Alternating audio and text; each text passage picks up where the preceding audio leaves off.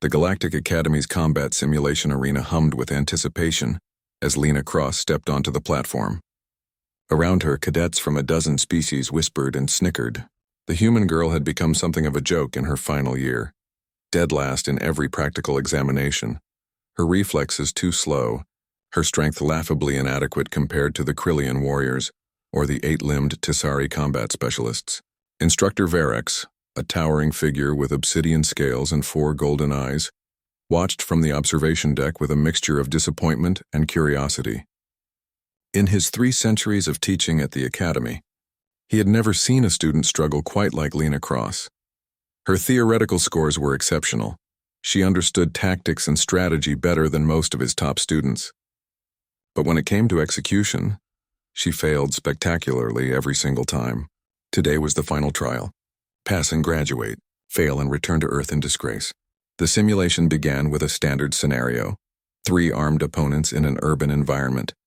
Lena's classmates had completed similar tests in under 4 minutes. The current record holder, a Vrexian named Korth, had finished in 90 seconds flat. Lena moved into the holographic cityscape, her movements cautious and deliberate. The first opponent appeared, a simulated Kargath mercenary with plasma rifles.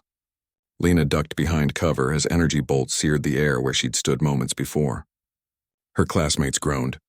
This was exactly how all her previous attempts had gone. But Instructor Verex noticed something different.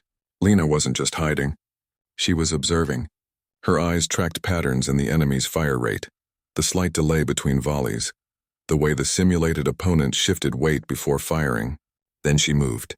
What happened next would be analyzed and debated in academy halls for years to come. Lena burst from cover with a speed that shouldn't have been possible for a human. She closed the distance to her opponent in 3 heartbeats, not with raw velocity like a Krillian, but with perfect economy of motion. Every step placed exactly where it needed to be, every muscle firing in precise sequence. The simulated mercenary swung its rifle like a club. Lena didn't block or dodge. She redirected, using the weapon's momentum against itself, sending the holographic opponent sprawling. A single strike to a neural cluster, and the first enemy dissolved.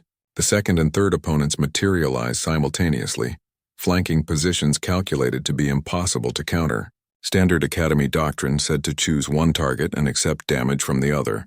Every species in the galaxy followed this logic. Lena followed different rules. She moved between the crossfire like water flowing through cracks, her body responding to threats before her conscious mind could process them. Instructor Verex's 4 eyes widened as he realized what he was witnessing. The human wasn't predicting attacks.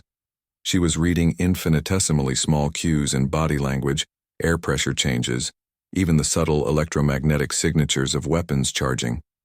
It was a level of sensory integration that the galaxy's most advanced species couldn't achieve even with cybernetic enhancement, and Lena was doing it naturally.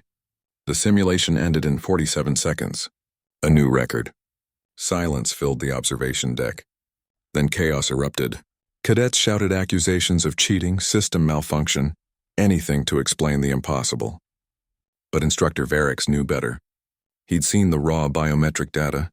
Lena's performance was entirely organic.